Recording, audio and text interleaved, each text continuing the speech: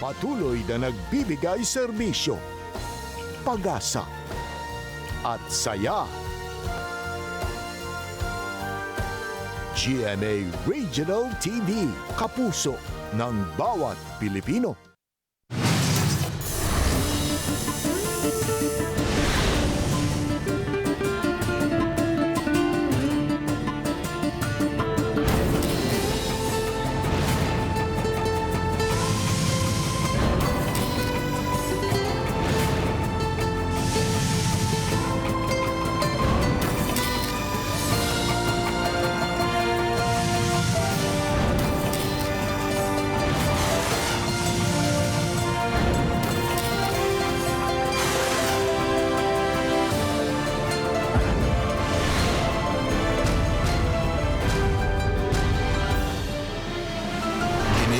GMA Regional TV Balitang Bisdak.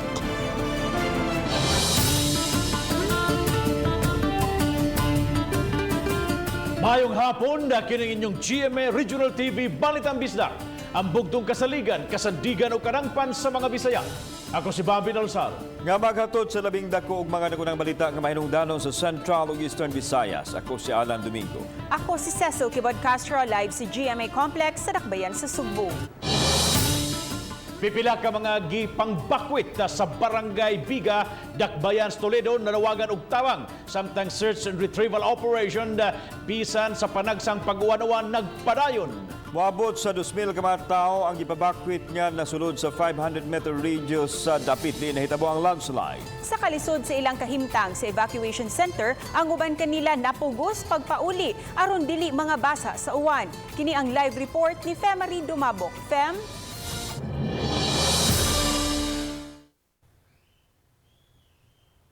Yes, Bob Lansil, gitugan sa Toledo City Government nga moabot yun kini sila sa 400 ka pamilyahan ang mga gipabakwit diha sa Barangay Biga diin kapin sa 2,000 ka mga individual kini. Pipila sa mga gipabakwit ang nanawagan karon og tabang sama na lang sa tubig. Lakip sa ilang gipanawagan ang dugang pa nga mga tent o kapasilungan. Matod ni Agnes Alcomendras, usa sa mga napabakwit, nga sa kadaghan nila dili kaigo nila ang covered court ug ang napu ka mga tent nga iya sa barangay ug sa Toledo City Government. Gani gabi nga nag-ulan-ulan, si Agnes ug iyang mga anak napugos pag-uli sa ilang balay aron didto magpasilong. Wala kita mi tarong tugay. Nagpaminaw ra sa taon mi sa mudahunog na unya ug maunsa pa mi. Nga sige pag-uwan diri. Sige lisura sa among sitwasyon niya ang sisisi wala man gid mi lagi ngari ug unsay naa ba sila gipasugo. Nya ang niya diri sa covered court sa hagit uwang kay siya supply sa tubig. Ang mga gipa-evacuate gikan sa Sitio Danawan, Sitio Upper ug Sitio Lower Biga. Uban sa mga bakwit diha temporaryong gipahimutang sa kanhi pultrihan. Sila na usab ang nagtinabangay nga makahimo og pansayan. Sa iyang bahin, gitugan ni Roselier Layan ang tigpamaba sa Toledo City Government. Nga sukad sa insidente hangtod na sa pagpa-evacuate og karon, kanunay sila nga nagsuporta og nagtabang ilabi na sa mga apektadong mulupyo. Si Mayor nag-announce na sa mga empleyado sa gobyerno katong during sa amo ang Christmas break ato, pero nonetheless na amang gikuan mamabita gina kung tuyo mamuadto gid ko ron kay at least mapakita pud nato kung unsa po'y gihatag pud sa LGU pud ma'am, kay basta as far as I know na ni assure pud ang amo ang DSWD nga ready man mi sa LGU. Dugang nilayan nga nagpadayon ang search and retrieval operation karong adlaw alang sa unom nga gipangita pang kawani sa Carmen Copper Corporation sa pag-abag sa mga sakop sa Philippine Coast Guard. Usa ka Santos nga misa usab ang gihalad ganihang buntag sa pipila ka mga kawani sa Carmen Copper, pahinungod sa mga namatay ug sa padayon nga pagpangita. Sa gipagawas nga statement sa kumpanya gahapon, gisaysay niini nga nihatag na sila sa tabang pinansyal alang sa mga nabiling pamilya sa tulo nila ka mga kawani nga nakalas, lakip na sa empleyado nga nakasabkon. Nikomit usab sila sa paggasto sa edukasyon sa mga nabiling anak hangtod na sa kolehiyo. Bob, dugang sa pamahayag sa Carmen Copper Corporation nga susamang atensyon ng ilang gihatag ngadto sa nabiling pamilya sa unom pa ka mga kawani nga na missing pa. Samtang lakip na usab sa nanawagan og tabang ngadto sa maong kumpanya ang mga pamilyang napabakwit. Bob? Fem, follow up lang, no? Samtang di lang magsalig ng statement kay puro pagarpara sa nang maong kumpanya. Na-follow up ba nato katong reklamo sa pamilyang Labang o nahatagan na ba as of this time? Kay sa last interview nimo, that was Friday, December 25, wa bisag 5 sentimos, wa sila nadawat. Bob, sa bag-uhay lang nga post ato nakita dito sa post sa asawa ni Labang nga nagpasalamat siya sa tabang gikan sa maong kumpanya. Lakip na usab sa katong subcon company kundi gyud gi-employed si Labang. Lakip na usab gani ngadto sa Naga City Government nga ditunol og tabang ngadto sa maong ilang nabiling pamilya ni Labang. Kagahapon nalubong na si Junicio Labang. And then moto matod pa man nga nakadawat sila na og mga tabang gikan sa maong kumpanya og sa pipila pa ka mga ahensya sa gobyerno. O sa maging real score aning city government sa Toledo, kaysa akong interview sad ni Barangay Captain Pedro Sipada last Saturday, may kuot man siya sa kaugalong bulsa. Wa gyud ni abot ana dito contrary sa pamahayag ni Mr. Layan nga may hatag og ayuda ang local government sa Toledo dining mga na-displace karon og ipabakwit temporary of M. Bob, sa tuwa pong pakiginabi ganina ni Layan ang tigpamaba sa Toledo City Government nga sukad pa pagsugod sa insidente hangtod na gani pod karon matud pa man nagpahimutang na pod didto og tent ang taga CSWS para pagmonitor sa mga gikinahanglan pod sa maong mga na-displaced nga family labi na kini karong mga gipa-evacuate nga pamilya diha sa Barangay Biga. Okay, Bob? if that's the case, kinsa ba atong tuhuan katong latest interview nimo karon nga bisag 5 sentimos way nahatag bisag tubig o Barangay Captain Sipada nga akong interview nitong Sabado o ang local government unit sa Toledo o ang Carmen Copper Corporation mismo? So muna Bob no gikuha na to nagkadiyang habig usab ang maong mga involved lakip na sa Toledo City Government lakip na usab sa Carmen Copper ug ang sa mga kini mga biktima. Mato sa mga biktima sama nila sa to na interview ganiha kini si Agnes Alcomendras. Matud niya naay mga tent unom ka tent gikan sa Barangay Biga, naapoy upat ka mga tent nga gikan sa Toledo City Government. Ang iyang pangangkon nga ang wala nila madawat pa sa kaning mga displays, kaning mga gipay-bakwit ang gikan sa CCC nga tabang. Muna ilaha pong panawagan nga unta lakip sila sa tabangan na. Bob. Okay, kanang tent fame di na makaon ang kinahanglan na pagkaon. Daghang salamat Faye Marie Dumabok sa imong report. Good news sa mga binilanggo o sa mga kabanay Cebu City Jail, gitugutan na ang donor system o paghatod ng mga pagkaon ng ubang pangpanginahanglan sa mga persons deprived of liberty sud sa mga bilangguan sud sa tulo ka adlaw. Ani ang report. Natapos man ang Pasko apan makaapas pa di ay ang dunol alang sa mga binilanggo sa Cebu City Jail. Kini human yunan sa tagduma sa jail facility ang hangyo sa local government unit sa Cebu City atol sa gipahigayong tigom kaganiang buntag uban sa mayor.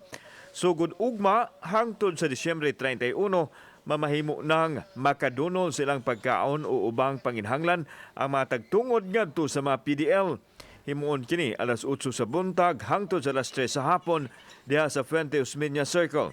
At least for the spirit of Christmas, matagan nato og mura og gift ni Mayor sa atong mga PDL nga matagan og tunod karong panahon na. Giawhag lang sad namo ang mga pamilya nga kinahanglan magda sila og ID og ingon man quarantine pass sa higayon nga maghatod sila sa ilahang mga pinaskuhan ngadto sa mga PDL sa Cebu City Jail.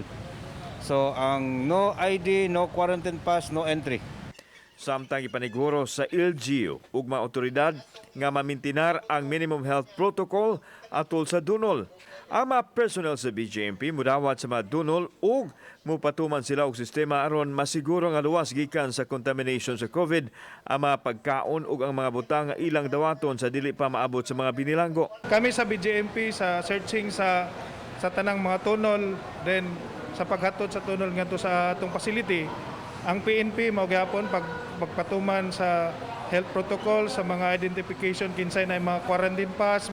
Samtang moabag ang kapulisan sa pagkontrol sa mga tao nga mahatod sa ilang dunol aron malikayan ang posibleng COVID transmission. Gidid-an po nato ang 65 years old nga moy mohatod og 15 years old below. Kung mahimo dili magdaag bata para dali ra kayo ang pagpasud.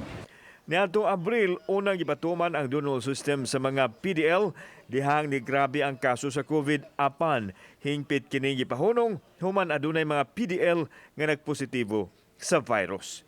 Kauban si Marlon Melgazo, ako si Alan Domingo. Balitang Bisdak.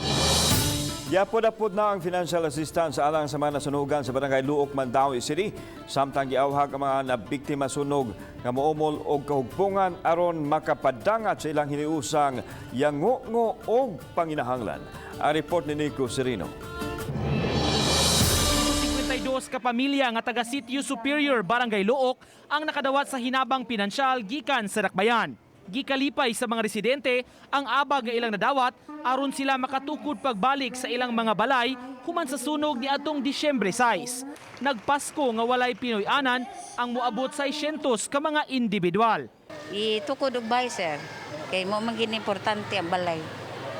Palit mo materyales? Oo.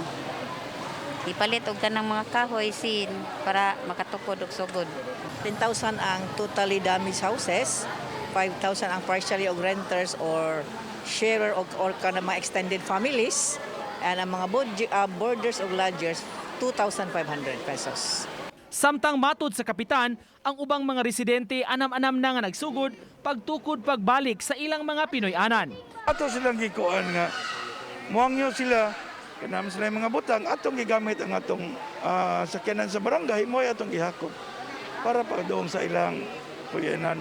Si Mayor Jonas Cortez nga bibisita sa dapit nanawagan sa mga nasunugan muorganisar og kahugpungan sa ilang lugar. Gihimong sanglitanan niya ang gihimo sa ubang barangay kay makatabang kini kung may mga panghitabo. Andam ang syudad mo train sa mga leader sa mga organisasyon sama sa firefighting techniques ug paggamit og fire extinguisher. Ang atong mga community atong empower. Dako kayo matabang kay mapatrain nato sila sa atong DRRMO, sa bahin sa disaster preparedness. Unya ato sa silang ma-equip sa tanang gamiton. Uban ni June Sulon, Nico Sereno, Balitang Bisdak. Sayo pa lang sa buntag, taas na ang linya sa mga tao palibot sa Hoops Dome paingon sa DSW Station sa Dakbayan sa Lapu-Lapu. Nagtuo sila nga karong adlawa ipanghatag ang cash aid ubos sa Social Amelioration Program. Si Femery Dumabok sa report. Duha kanila ang managsilingang sila si Maria Lilia Pino o Romeo Ibanez, taga Purok Balanghoy sa Barangay Gunup. Sa certification, regular sila o anaa sa waitlist nga hataganan sa cash aid ubos sa SAP. Wala pa kuno dire kay wala pa kuno sa barangay. Malista am wala. Wala pa. Wala pa ni malista. Mo ni nangutan ako kay ang ako kung mga silingan nga kuan ug ako sang mga igsoon nakakuha na ako ray wa makadawat. Apan, pahibaw ni Joseph Namit, ang team leader sa City Municipal Action Team sa DSWD Station, nga way pahibaw nga karong adlaw ihatag ang SAP. Ang ipanghatag sugod ugma hangtod sa Disyembre 30, mao ang SAP alang sa mga beneficiaries nga wa pa makakuha sa ilang cash aid. Maabot sa 2,289 ang wa pa makaklaim sa ilang SAP nga ihatag sugod ugma. Kay kaning naka-schedule nga payout nato starting tomorrow og December 30, mo ni ang katong wala naka-claim sa mga naka-schedule nato nga payout. Iyang gipasabot nga imuanan pa og payroll ang mga beneficiary nga naa sa waitlist sama kanila ni Pino ug Ibanez ug ang pagpahibaw ipaagi nila sa kabarangayan. Busa gihangyo ni namit ang mga tawo nga mupauli na lang ug mutuman sa physical distancing ug sa minimum health protocol kay naghugop naman sila sa gawa sa ilang buhatan. For payroll pag yun to. So naapatay mga umaabot pa nga mga payroll o lista nga ipababa gikan sa regional office nga atong i-post sa matag barangay nga schedule nato for payout. Uban ni Godfrey Rilien, ako si Femery Dumabok. Balitang Bisdak.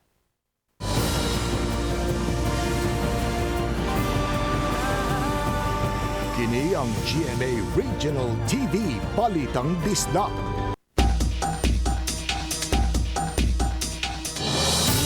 Mandawi City Government anda mutagana og pundo sa sunod tuig aron kapalit sa vaccine batok sa COVID-19. Ang report ni Nico Serino. Sa mga engagements ug pakighinabi ni Mayor Jonas Cortez sa publiko karong bag-o, makapilan niyang ihangyo ang pagsunod sa mga health protocol.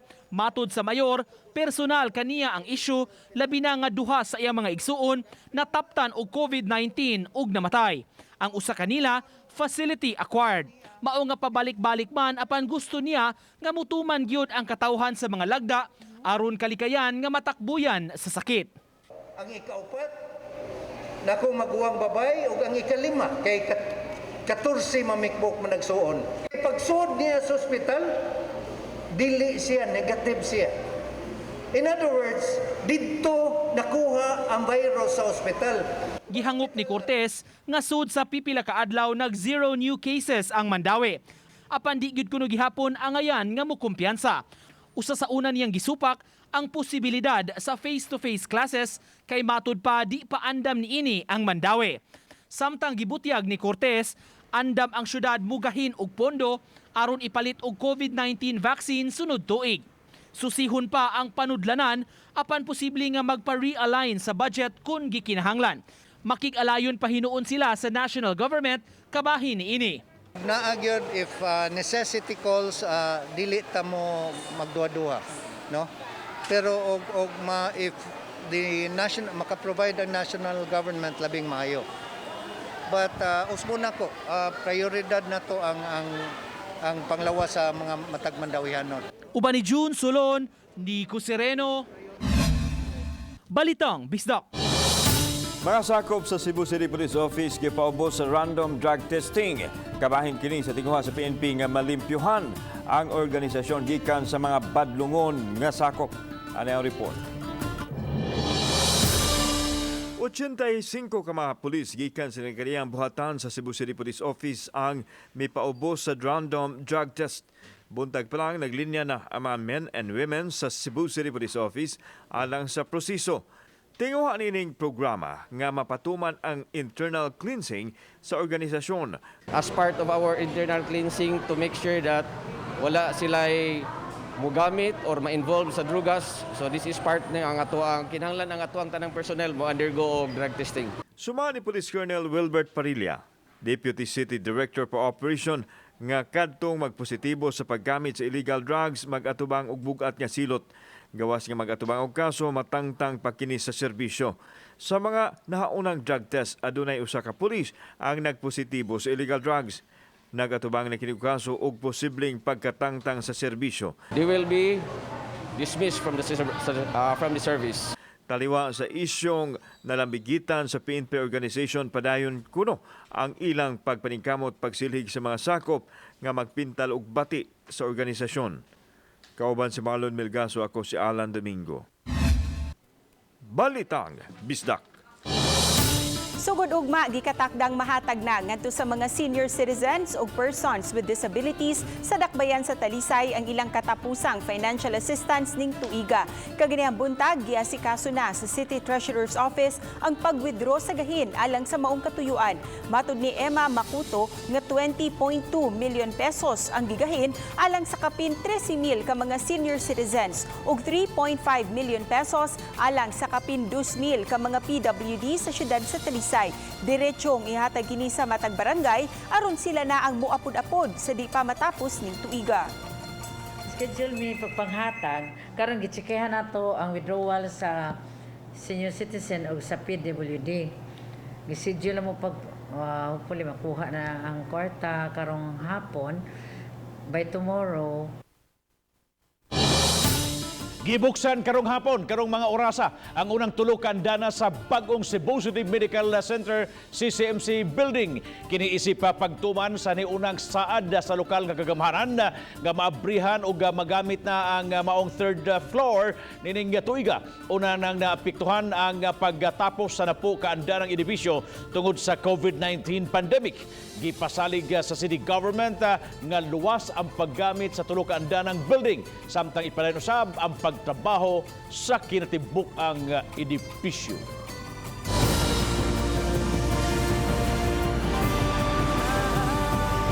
Kini ang GMA Regional TV Balitang Bisdak.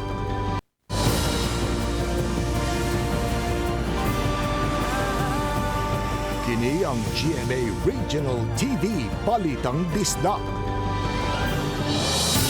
Naparabang nasa konsyos dakbes na Lapu-Lapu ang 6 milyones pesos ngagahin alang sa mga biktima sa storm surge sa sitio Apro sa Barangay Ibo sa Mong Dakbayan. Apan ang mahatagan ini kadtulang mga biktima nga mudawat sa relocation site kagitanyag sa city government kanila.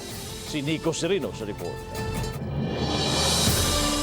Napaubos na sa konseho sa Dakbayan sa Lapu-Lapu sa state of calamity ang sitio Apro sa Barangay Ibo atol sa emergency session sa miaging simana. Subay niini, mamahimo nang magamit ang 6 milyones pesos nga tipik sa Quick Response Fund sa city disaster aron ihinabang sa mga biktima sa storm surge. Apan gitataw ni Najiel Banyasha, hepe sa City Disaster Risk Reduction and Management Office, hatagan lang sa hinabang sa Dakbayan ang mga biktima nga mudawat sa relocation site sa syudad nga nahimutang sa Barangay Kanhulaw. Nga ang tagaan rag financial assistance katulang gyud mobalhin kung mutukod ka why financial assistance. Gihulagway ni Banyasha nga ang dapit giila nga high risk o posible nga mapasakaan siya ug ang ubang opisyal sa Dakbayan kung wala sila'y himuon aron pag-relocate sa mga tawo nga nanimuyo sa baybayon sa sitio Apro. Mipasidaan ang opisyal nga ngadto-ngadto papahuwaon ra gihapon ang mga nanimuyo sa kabaybayunan. No built zone gid sa diha.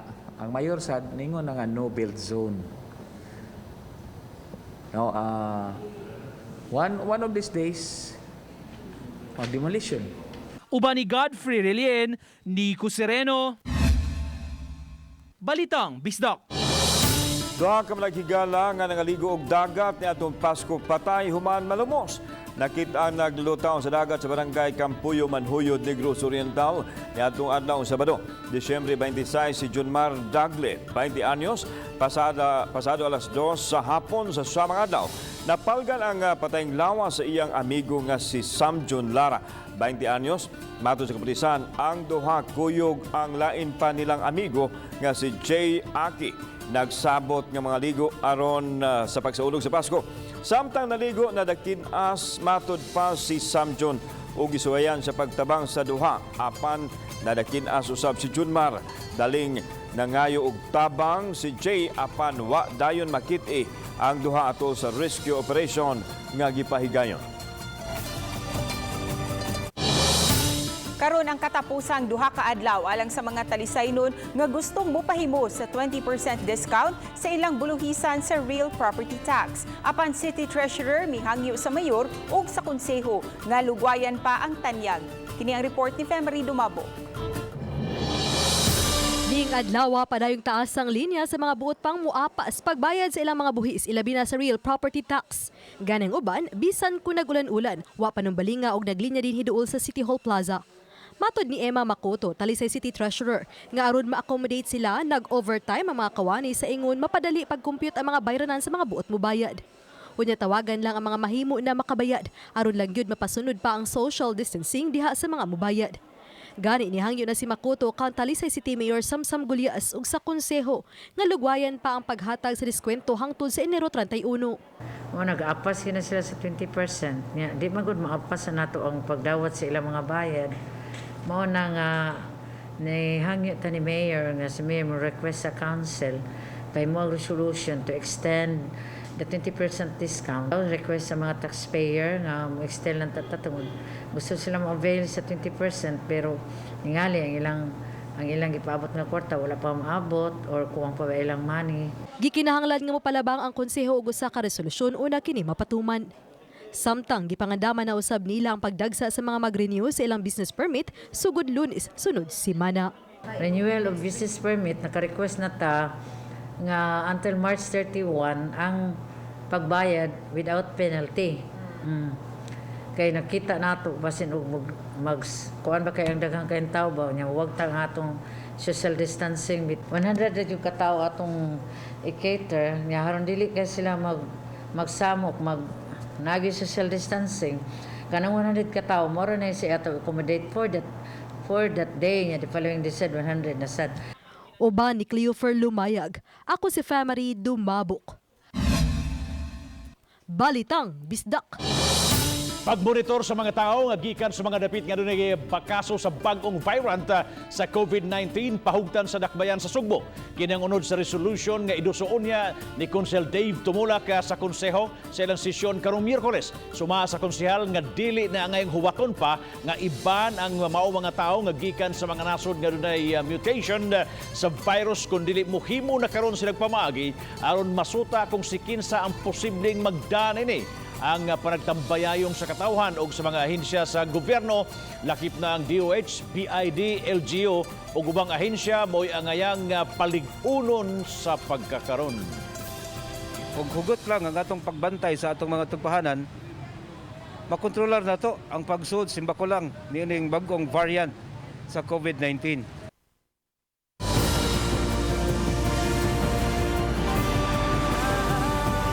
Kini ang GMA Regional TV Balitang Bisdak.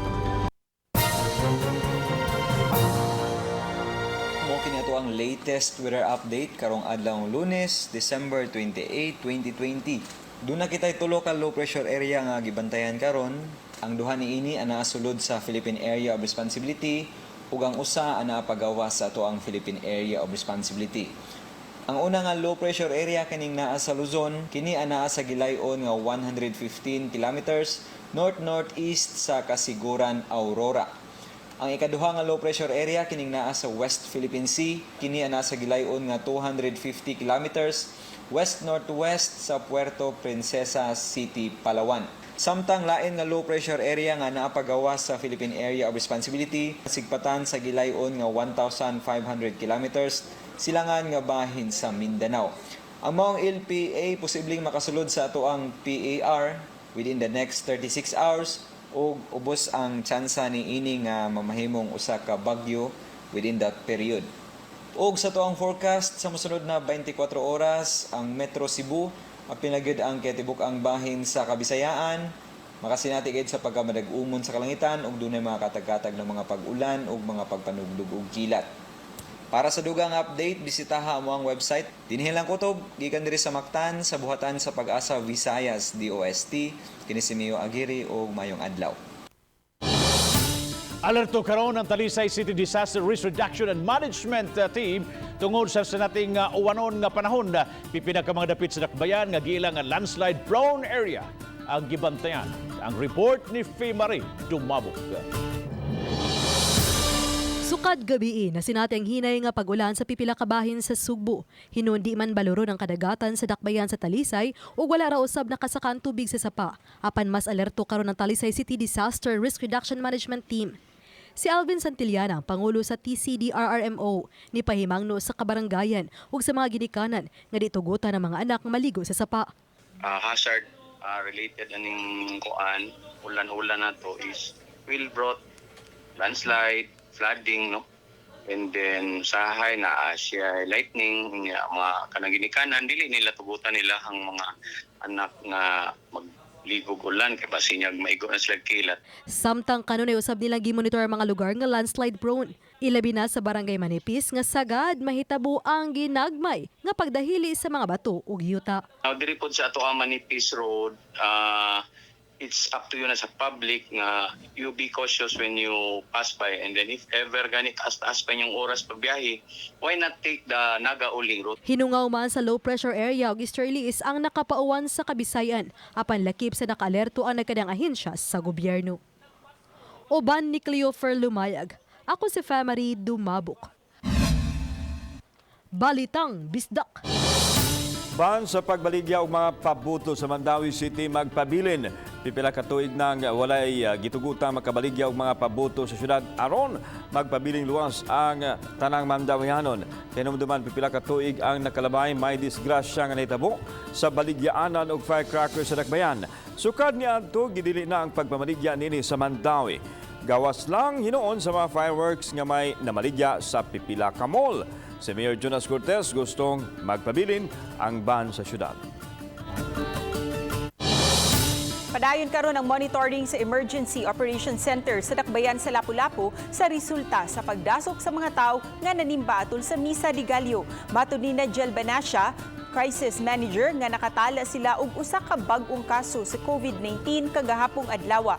Apan sa pagsusi sa mga contact tracers sa dakbayan, ilang nasuta nga ang bag-ong kaso dili tungod sa pagtambong niini og misa de Gallo. Hinuon dili pa makasulti si Banyasya nga walay pagtakod-takod sa COVID-19 atol sa pagdasok sa misa de Gallo tungod kay wala pa matapos ang Kapaskuhan. Nagbantay sa iyang girlfriend nga naa sa Vicente Soto nya static operating procedure mabusog ka hospital i-test ka. Sa data sa Department of Health sa rehiyon, moabot na sa 2,650 ka mga kaso sa COVID-19 sa dakbayan sa Lapu-Lapu. 2,506 ang recoveries human sa dugang 7 nga nangaayo. Moabot usab sa 33 ka mga active cases human madungagi og usa ka bagong kaso. 111 na usab ang nakalas. Higpit usab nga ipatuman sa kapulisan ang quarantine protocol sa dakbayan Sugbo nanod sa pagpatuman sa balik quarantine pass. Gibalik sa mayor ang quarantine pass sugod ni atong Disyembre 26 liwas sa Pasko ug humana sa Misa de Gallo. Gisuspenso lang ang quarantine pass sa paghatag og higayon nga mas daghang mga tawo makatambong sa siyam ka adlaw nga nobenaryo sa Misa de Gallo. Ang sobring pagpatuman sa quarantine pass gitumong aron makontrolar ang pagsud ug gawas sa mga tawo sa dakbayan. Busag ipahibaw sa kapulisan nga pangdakpon gihapon nila ang mga tao nga mula pa sa quarantine protocol.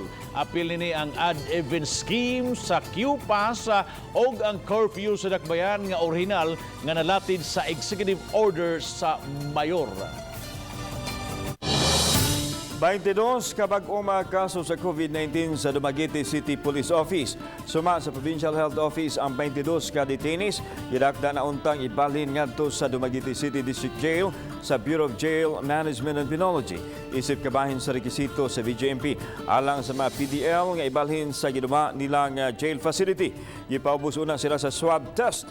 Sa ilang RT-PCR test result, ang tanang 22 ka PDL nagpositibo sa COVID-19. Sa pagkakaroon ga-isolate sud sa PNP lock-up cell sa Dumaguete Police ang mga nagpositibo sa virus. Ang 22 ka PDL lakip na ang 76 nga bagong kaso sa COVID-19 sa Tibok Lalawigan sa Negros Oriental. Sa pagkakaroon na sa 908 ang kaso sa COVID sa Negros Oriental ug aduna nay 27 ang namatay sa maong virus.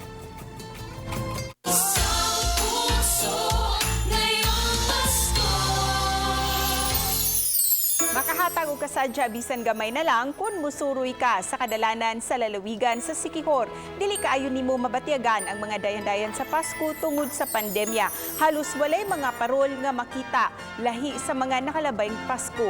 Apan ani ay grupo nga nagpasiugda og panag-indigay sa mga dagkong star nga gipangsabit sa mga dagkong kahoy daplin sa kadalanan sa tibuok isla. Ilang gipangbitay ang mabulukong star pagsugod sa Misa de Gallo. Tuyo ning maong grupo nga sa katawhan nga makasudong sa mga dagkong star. Misuporta ang lokal nga opisyal sa initiative sa mga batan-on. Mga kapuso, inyo makita kining mong episode sa official website sa GMA Regional TV sa www.gmaregionaltv.com. Bisitahaw sabang atong official YouTube channel GMA Regional TV o gi-click ang subscribe button alang sa mga init ug nagunang mga balita ug kasayuran gikan dinhi sa mga rehiyon. Daghang salamat sa mga kapuso nato apil na sa gawas sa nasod nga nakisayod sa mga dagko ug mga nagunang balita sa rehiyon. Ako si Alan Domingo. Ugi ka namong tanan dinhi sa Central ug Eastern Visayas. Ako si Cecil Kibod Castro. Ang inyong balita nga among balita kay matag lokal nga balita mahinungdanon. Kini ang inyong GMA Regional TV Balitang Bisdak. Buong puso para sa Pilipino. Ako si Bambi Nalsaro. Umupat ka adlaw na lang ato ng hangpon, gakson ug sugaton ang bag-ong tuig.